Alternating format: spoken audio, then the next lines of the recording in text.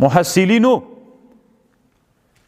تاسو خو اکثره غیر متأهلین یی خو علم دومره خوند لري وی چا ښځې ناستې وي ډېرې ښځې مجلس یې کو نو د ښځو ویلي چې دا پلانکي مولا ښځه خو ډېره بختوره ده ځکه د مولا ښځه ده خلکو کې خو دا مشهوره ده چې مولایان ښځې ښې ساتي او نورو ښځو باندې میړونو نورې ښځې کړې وې بنې درلودلې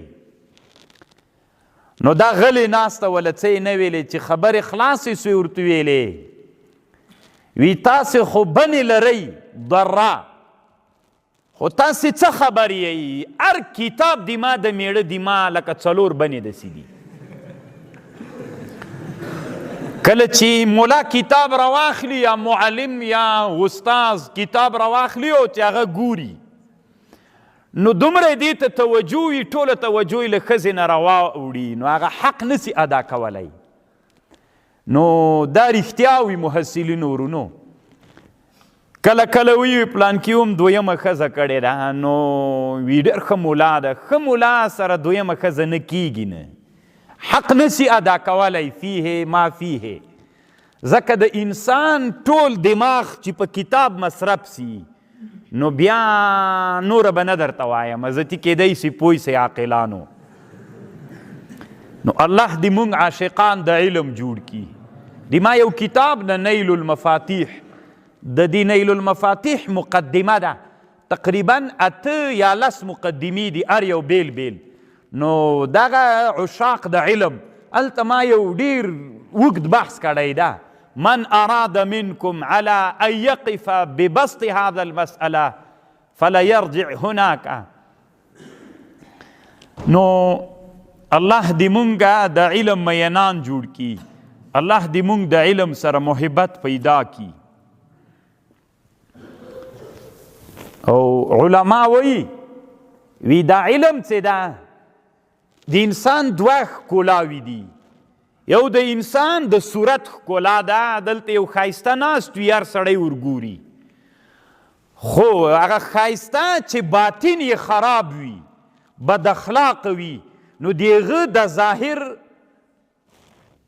بدرنګه کوي که څومره ښایسته وي چې بد اخلاقه وي څوک ورسره محبت نه کوي خو که یو سړی څومره بدرنګه وي خو چې باطني او علمي ښکلا ولري هر څوک له هغه سره محبت کوي تاسې که فکر وکئ په د افغانستان کې به ډېر محبین دي چا وي د علم ظاهر به ډېر وي او که د حسن ظاهري به ډېر وي او که د علم باطني د باطن نه د ښکلای باطني محبین به ډېر وي او که د ښکلای ظاهري د ظاهري ښکلا وله ډېر دي یو حقیقت ده د باطني ښکلا وله ځکه جاحظ معتزلي او عالم تیر سوی ډېر ښه ملا تیر سوی معتزلي ده جاحظ معتزلي جاحظ یې ځکه ورته ویلې جاحظ رډي ته وایو موږ سترګې داسې راوتلي وي تاسو څه ورته وایه سړی ستوني کې راونیسي سترګې داسې راوځي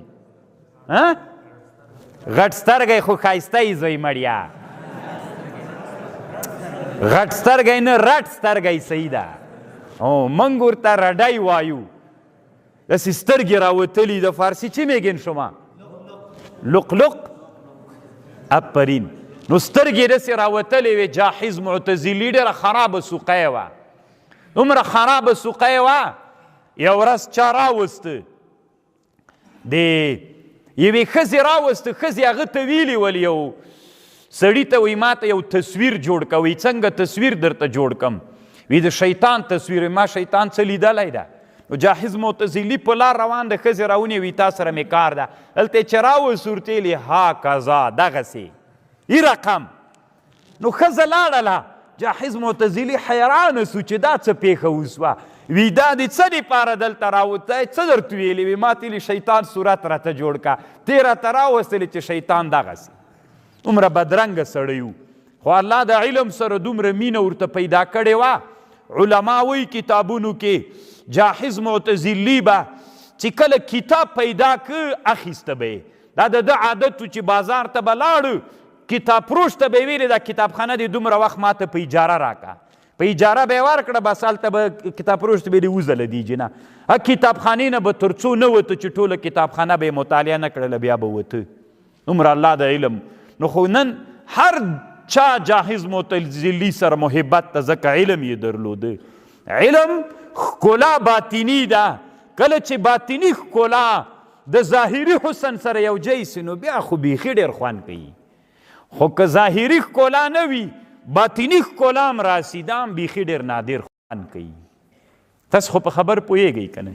نو الله عز وجل دې مونږ و تاسې د علم مینان جوړ کي، د علم مو دې الله او علماو رښتیا نن هم علم پسې بیخي ډېرې ستړي تېرې کړي دي. انشاءالله بیا که یو ورځ وله تر څو خو مې یو څو ورځې سته بیا به یو ورځ د علم دا د چې علماو څومره ستړي علم پسې تېرې کړي دي نو د ابوذر غفاري رضی الله عنه خبر هم له همدې قبیلې نه وه. علم پسې ستړیا وله رسول الله صلی الله علیه وسلم ته راغی. محصلینو ورونو داسې په دین کې سوي دي یوه میاشت مزل د یو حدیث دپاره سوی ده. جابر ابن عبدالله صحابیو دی د مدینې منورې نه مصر ته لاړو. ګوره مصر افریقا ده. یوه میاشت مزل یې وکړه، دروازه یې وټکولی، وایي من فی الباب، څوک یې؟ وی جابر یم. او ورته راووت، وی چېشته راغلی؟ و یو حدیث تا د رسول الله نه اورېدلی، هغه حدیث راته ووایه. نو حدیث یې ورته وویلې. نو د یو حدیث دپاره له مدینې نه مکې ته تللی وو. نن موږ داسې زړه تنګې غوندې یو چې یوه میاشت یې راباندې تېره کړله کورو ته هم نه پرېږدي. څومره علم مو د ځان سره زده که. د موږ په اسلامي نړۍ کې یو عالم تېر سوی ده، هغه نومیږي علامه ابن ابي منده اصفهاني. دی چې کله سفر ته لاړ 40 کاله یې تېر کړل سفر پسې علم پسې. 40 کاله بعد کور ته راغی، خو مازې خو نه و راغلی. 40 کاله بعد چې دی کور ته راغی 40 اوښانه بار د علم یې کور ته راوړ. 40 اوښانه باندې بار د استادانو نه چې علوم لیکلي ول د کتابونه تر جوړ کړي ول 40 اوښانه بار. اوښ څومره غټ بار وړي؟ دا ټول د کتابونو نه بارو کور ته راغی. بیا یې وروسته له هغه نه واده موږ د دغه عالم ډېر کتابونه اوس نشته ده. ما سره خپله یو کتاب سته الفوائد 2 جلدونو کې ابن ابي منده اصفهاني.